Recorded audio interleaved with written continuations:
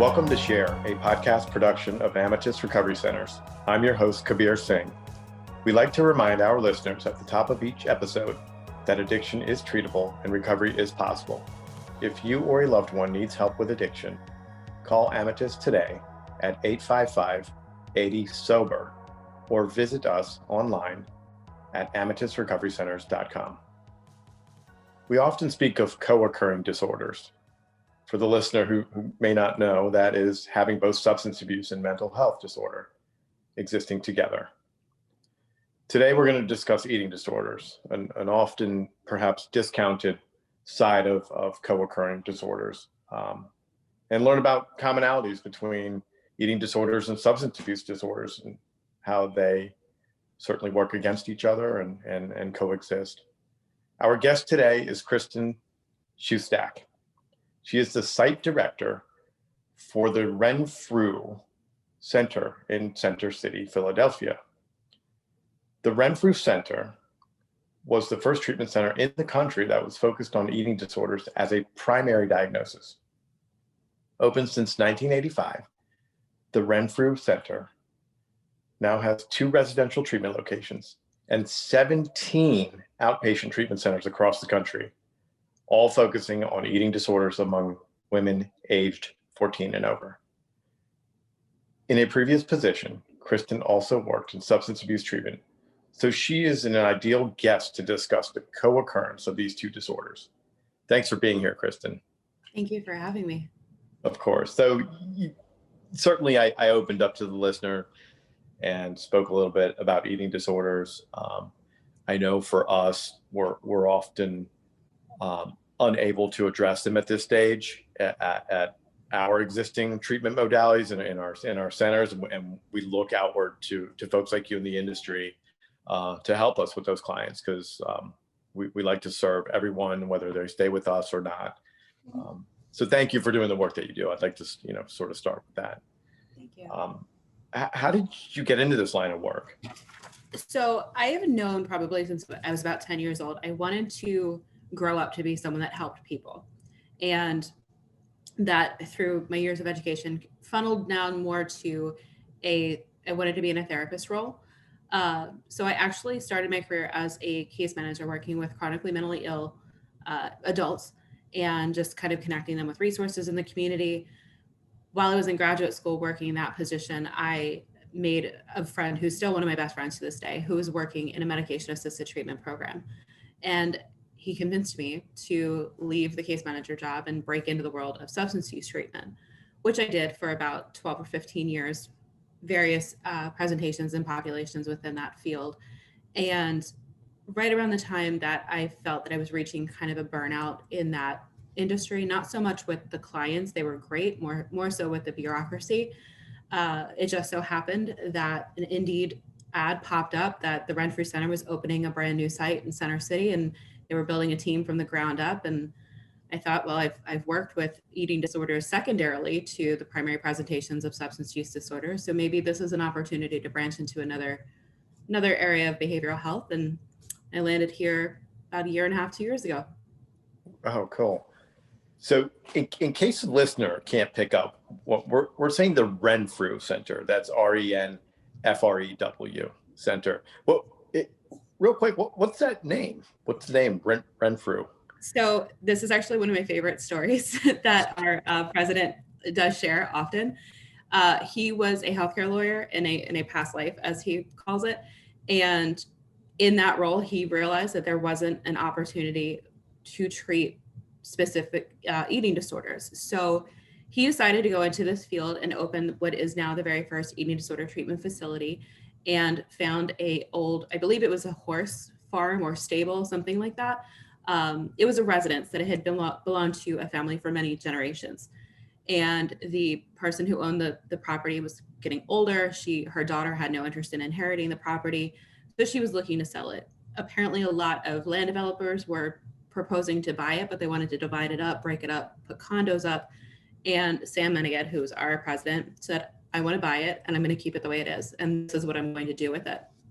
So the manor house, which was a multi-generational home for that family, is actually where our executive offices are held at our residential site. And in honor of the family came from a small town in Scotland called Renfrew. So he named it the Renfrew Center to honor the previous owners of the property, as well as to develop a brand name. That's definitely a cool story. I would not have ever known that. That makes a lot of sense now, because this is Scottish heritage there. Thanks for sharing that with us. So we're here. I opened up talking about how you had experience with substance abuse, and you shared that with us as well. What are some of the commonalities between SUD and eating disorders? That's a great question. So we do see a lot of overlapping symptoms and behaviors. They do share a lot of the same characteristics, such as medical complications that could surface over long-term engagement in the behaviors, impulsive behavior patterns, cravings, isolation from family, friends, other social contacts, just basically withdrawing from life. Definitely an emotional avoidance aspect due to a low stress tolerance. So that may exhibit itself in an eating disorder through use of eating disorder symptoms such as purging or restriction, or in a substance use disorder, it would manifest in symptoms such as active use of a substance in order to kind of numb out from whatever they don't want to feel in that moment. And for the listener who's out there right now, for me, I know I've not so much actually had the recipient who may need the eating disorder treatment. It's oftentimes been a parent. Does the eating disorder need to be treated first if they co-occur and there's SUD there? Is there one that falls before the other? Is it done at the same time? Ideally, we're treating them at the same time. Ultimately, we're working with a person. We're not working with a machine or someone that we can say, okay, today we need you to just put your substance use challenges, put that in a little box in your mind, put that away on the shelf until later. We're going to focus on eating disorder today, but we'll unpack that SUD box next week. They're going to present at the same time. They are both facets of this human being at this time that you're working with them. One may present more prevalently than the other on any given day or given any given situation.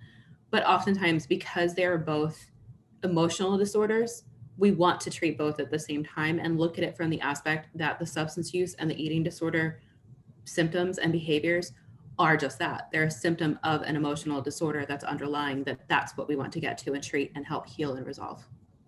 Gotcha. And in your outpatient center, so there's, as I mentioned, 17 of them all across the country. Do you find the range, and this is women Yes. only? Yeah. Okay. Which I'm going to actually talk about as well. Mm-hmm. Do you find a specific age range there that it falls, or is it just all ages? It's all ages. Like you mentioned in the beginning, most of our sites we can treat adolescent girls as young as 14. We do have some states that will allow us to treat as young as 12. So we've seen patients at my site specifically in Center City, Philadelphia. We have treated patients as young as 14, and our most mature to date, she actually celebrated her 70th birthday while she was in treatment with us. So it can be a recurring disorder, similar to a substance use disorder. You can recover from it. You can sustain recovery from it, but there may be points in time that you just need to come back in, maybe for a little bit of a tune-up. Maybe there was a slip, maybe a situation occurred that caused some of these symptoms or behaviors to resurface. And that's why it's great that we have so many outpatient sites across the country, because we all do the same thing. So if we have, say, a 15-year-old who came in her sophomore year of high school, completed treatment with us, is doing really well. Now she's going to college at UCLA, and her freshman year, she's under a lot of stress and some of these symptoms start to resurface. She could go into our LA site and pick up from the same treatment modality, the same curriculum that she learned when she was a sophomore in high school over here in Philadelphia. It's not like she has to relearn the wheel or reinvent anything. They're able to just go in, pick right back up, utilize the tools that they gained, and reestablish their foundation in recovery and move forward. That's really powerful, that seamless way to treat the recipient of care, no matter where they are, that there's a lot of power in that, and it's incredible that's able to be done that way, where it exists. And eating disorders can either be a primary or perhaps a secondary diagnosis. How would one differentiate between that? If you could share that Sure. No, that's a great question. Oftentimes it's a matter of, as far as determining which is primary, which is secondary, we're looking at which symptoms are more pervasive at that time. So for example, if we have a patient who is admittedly drinking 7 to 10 mixed drinks a week and is engaging in cocaine use, that certainly is a substance use disorder that we want to treat. We're also going to look at what is her body weight currently, what are her eating disorder symptoms. We will look at medical information to determine if there is any medical impact so far as what the eating disorder may be causing. And we look at all of these multiple factors in addition to what is happening outside of this person that's presenting right now. What are their social stressors outside of here? What are their responsibilities outside of here? And what is the best course of treatment for them? So we want to be able to address whatever that primary disorder is in that moment, but we want to make sure we're doing it in such a way that we truly can treat it. So if the substance use disorder does seem secondary, but their use is a little bit too much for them to actually be able to focus on eating disorder treatment, we may recommend a 5-day stabilization and a detox prior to engaging in our program. Or conversely, a substance use program may say, we're really trying to work with this person. They have chronic opioid dependence, but they've been sober for 3 months. They don't have any post-acute withdrawal. We really think they need to address this eating disorder and get that stabilized before we can continue the substance use work. So it's a matter of reevaluating along the way, which is primary, which is secondary. They can switch places from time to time. And it's a matter of what is the more prevalent issue in this person's life right now. Yeah. Perhaps I could have been viewed as having I went into treatment in 2009 weighing 119 pounds. And by simple fact of stopping using and receiving nourishment, I ended up at kind of 134 when I left. So it was, I could see how pronounced substance abuse over time can perhaps lead to either loved ones, they have an eating disorder when it's just likely that they're not eating because they're using a lot. So you have to thank God we have professionals like you to sort all that out. Yeah. And with the Renfrew Center specifically, we do also offer a substance use track within our eating disorder treatment. So it's a subset of groups and individual work. So we are able to treat both at the same time, as long as the substance use disorder is stable enough, or the recovery from, I should say, is stable enough that the person is able to really delve in and do this emotional work, both from the substance use track and the eating disorder treatment. Wonderful. Something I said I was going to get to, and now just popped it back into my mind. What do we do with the men? Okay. So being a man, of course, and not really knowing a lot about this subject as it pertains to men. What do you have to share about a really broad question I'm asking you, but you start wherever you'd like with that one. Okay, sure. This is actually a question that I get often, so I'm glad you brought this up. So the Renfrew Center, we do only treat women, and by women, we treat women that are biologically women. We treat transgender, youth, and adult women. The reason that we only treat women is because our programming, both in residential and in outpatient, is a very community-based treatment model. And we've found that women working solely with women within these group settings often provide better outcomes and longer term recovery, especially given that we never truly detach from a patient. Once they've completed treatment, they then go into our alumni network and they're invited back for alumni events. We have alumni blogs. We have a lot of alumni resources. And from a relational and feministic perspective, which is a lot of what our treatment modality is built on, we find that keeping the same gender working together provides better outcomes. Now, that's not to say that men don't also struggle with eating disorders. That is a very real challenge in society and is very pervasive through a lot of our media. So while I can't speak on if the Renfrew Center is ever going to open the doors to treat men specifically, I know that there are resources that and other programs that are emerging that will work with men with eating disorders, because the stigma for eating disorders is falling away somewhat. There's still a lot of work to do, but especially in regard to men, it is becoming much more acceptable, I suppose, for lack of better terms, for a male, whether it be an adolescent or an adult, to say, I'm really struggling with this. I'm really having some challenges around this, and I need some help with it. Are there any organizations out there that focus on bringing down the walls of stigma as it pertains to eating disorder? For example, with substance abuse and mental health disorders, there one such organization that comes to mind is Shatterproof. They work very much on stigma. Gary Mendel over there lost his son after being a year clean to suicide and started Shatterproof because of stigma, and he was in the shame and guilt involved in that. Are there any organizations that work on Absolutely.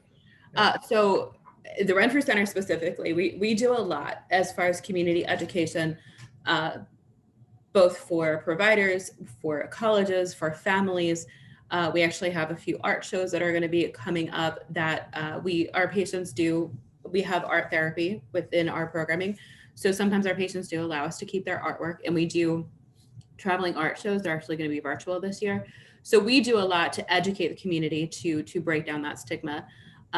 Additionally, the last week in February is National Eating Disorders Awareness Week. And that is a big national campaign where it's a national effort to make the public more aware of the dangers and causes of eating disorders, their signs, their symptoms, and to really promote the fact that recovery is absolutely possible. So that is picked up by many organizations across the country to really promote that. In addition, there's tons of information on the web, such as the National Eating Disorder Association, or NEDA, that there's a lot of grassroots organizations that are really kind of up and coming and really battling against this diet culture that is so pervasive in our culture right now.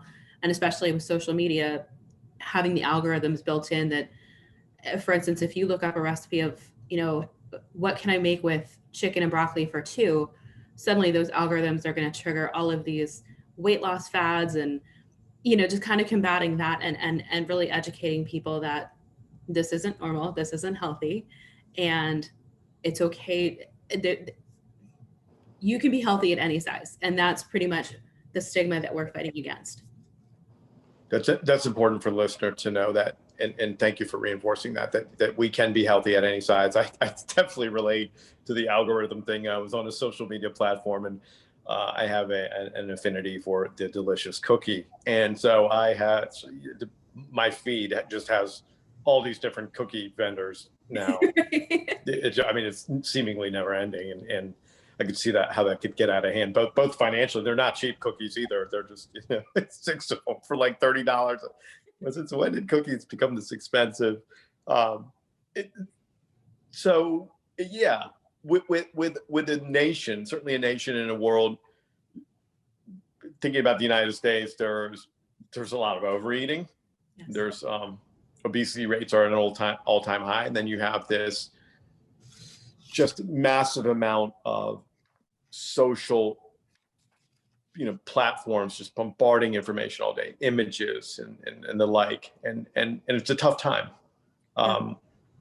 So in that, certainly in substance abuse, there are a lot of times, what I've experienced, multiple goes at treatment, episodes of care. Yeah. What are the triggers? Mutually exclusive, or do they mirror each other a lot, or? They do. Yes, they do mirror each other quite often, whether it be resulting from a trauma or triggering of memories or something from that trauma, depression, really any kind of mental health challenge, depression, anxiety, really thinking anything that is distressing and uncomfortable could mirror that's where they would mirror each other as far as what could trigger a relapse of symptoms or use and lead a person back to treatment.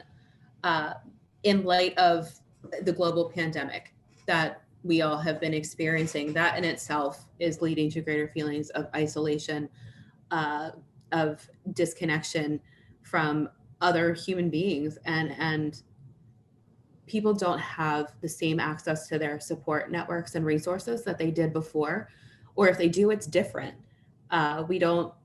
Fortunately, we have the capability of telecommunication and Zoom and all of those other platforms, but that's not the same as, being able to hold hands at the end of the meeting and say, a prayer together, or being able to interact with friends at a meal, at a restaurant, and make that connection of, I'm here to enjoy myself. I'm not here to overanalyze what I'm eating.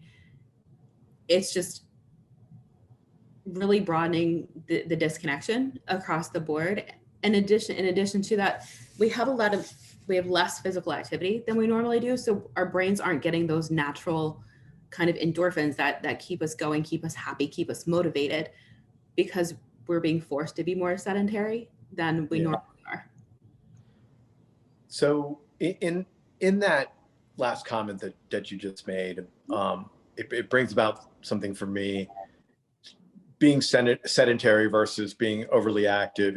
In your patient base, do you see just a kind of wide variety of that? Are there folks that over-exercise? I had a friend actually growing up that they had body metamorphosis disorder. I think is that body dysmorphia? That's it. There you go. So glad we have the professional here. And they were just never pleased with the way they looked, and so as a result of, they ran 10 to 15 miles every day, and I always thought they looked perfectly great. Is there a particular one that stands out, that the diagnosis is, or somebody might just feel that they're too large? Or that could really be with any presentation of any eating disorder, that type of body dysmorphia. The compensatory exercise definitely can be a symptom of a multitude of eating disorders. And we tend to examine that. We see it a lot with student athletes, for example, that have these training plans, and maybe they're on a scholarship and they really need to excel at their sport, but it's gotten to the point that the exercise is compensatory and it's dangerous. So we work with our patients in that regard. And this can also be translated into substance use disorder treatment, of examining the intention. Are you going for a walk in your neighborhood because you want some fresh air and you want to stretch your legs and it's going to make you feel better? Or are you tracking your steps? Are you tracking your miles? Are you clenching your abs while you're walking? Is this becoming an obsessive type of behavior with the intention of burning calories? Or is the intention truly, I want to get out of these four walls and I just need to go listen to birds and look at the clouds? Great.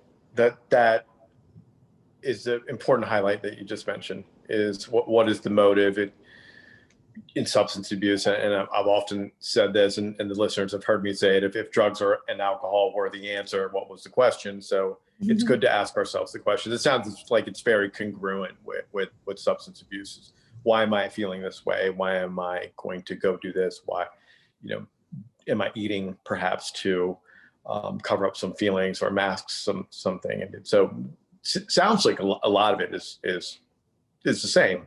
Yes. Yeah. So in individuals who are in long-term recovery from SUDs and eating disorders, broad question, I guess. So, what do you see in that? Life on the other side with the long-term part. Often we see a resurgence of that zest for living, that zest for just appreciating and enjoying the seemingly small things. It could be something as simple as, for example, I'm in the car with someone and they run into a store and they left their purse in the back seat with me in the car. And they're okay with that because they trust that I'm not going to go through their stuff. Or I'm not being followed to the bathroom after dinner because they trust that, hey, I just want to wash my hands. I'm not coming in here to purge. And just developing those connections, that trust, rebuilding that trust within themselves and with those around them, and learning to appreciate that. Also being able to just engage in activities without that self-doubt, or just reflexively identifying what's my intention behind doing this, and being more mindful in the way that they're living their every day. It's a lot of work. It's with both in recovery from both an eating disorder and substance use disorder. It's a daily choice. It's a daily maintenance. And it's often, you need people, I guess, for lack of better terms. You need that network to keep you motivated, to keep you on going forward, because there may be days that you wake up and say, this is really boring living this recovery lifestyle. It wasn't so bad before. I think I'm going to go back to it. And that's where it's so important that you have this network to say, no, you really don't want to go back there. Let me remind you why. And sometimes you need someone to just pull you out and say, let's go do this instead. So really important, natural supports in our recovery from both eating disorders and SUD, developing trust over time, recovery network, mindfulness, all really important stuff. So, and so there you have it, folks. We hope that Kristin's helped shed some light. It's a very, very deep subject. I'm sure we could go on in great lengths about eating disorders and co-occurring mental health disorders. But we're grateful that you're here today, and that you were able to share that with us, and that recovery from both is very possible. Absolutely. If you or a loved one are struggling with addiction or co-occurring mental health disorders, call Amethyst today at 855-80-SOBER, or visit us online at amethystrecoverycenters.com. Kristin, would you like to share your website? Yes. Yeah. Thank you. For anyone who is looking for an assessment, the assessments are free. They can either call 1-800-RENFREW, or you can go to www.renfrewcenter.com for more information. All right. And for the listener, that's RENFREW, Renfrew. Thanks for tuning in to another episode of Share. I'm Kabir Singh, and we'll see you next time. So long.